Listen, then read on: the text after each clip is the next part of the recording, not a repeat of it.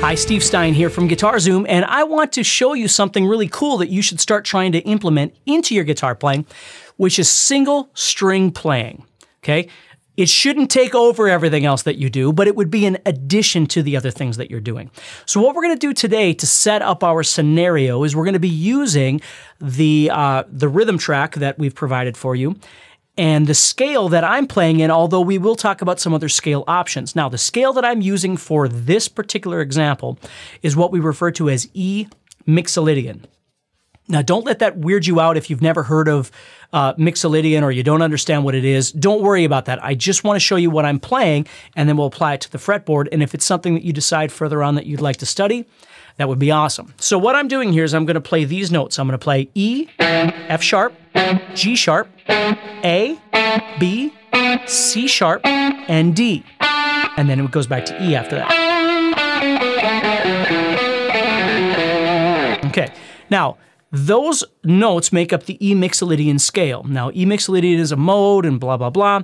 But here's what you really need to know is if you know what a major scale is, the do, re, mi, fa, sol, la, ti, do scale, that's what I'm playing except for the 7th note. So if you look at it, if I go 1, 2, 3, 4, 5, 6, 7, in a normal major scale, we would use the note D sharp.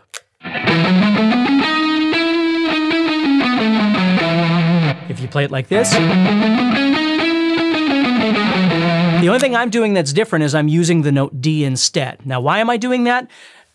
Not to make things more difficult for you. The reason I'm doing that is because the chord progression underneath is utilizing the chords E and D throughout it's pretty static, but it does those two chords over and over and over.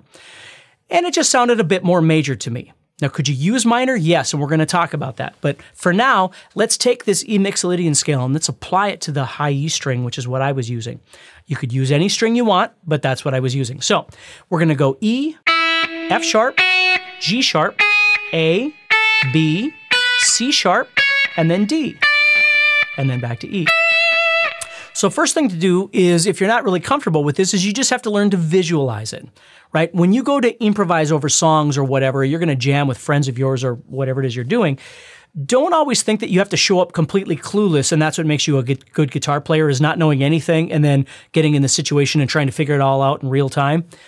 That's not true. Okay, if you've got time to prep at home with whatever scale you're going to use or licks you're going to use or whatever, please do, because it'll make your life easier and it'll make you sound better. It'll make you more confident. Don't keep thinking that you have to show up clueless and then try and figure everything out as the song is playing, okay? So we're prepping right now. We know this song is in E. It's using E and D. Those are the two main chords. And so we're using this E Mixolydian scale. Now, if you've never played it before, we got to learn it. So we're looking at this thing going, okay, well, we've got open, 2, and 4. That's pretty easy to memorize. And then we've got 5, 7, 9, which are all dots. So that's pretty easy. And then we've got 10 and 12 on the top.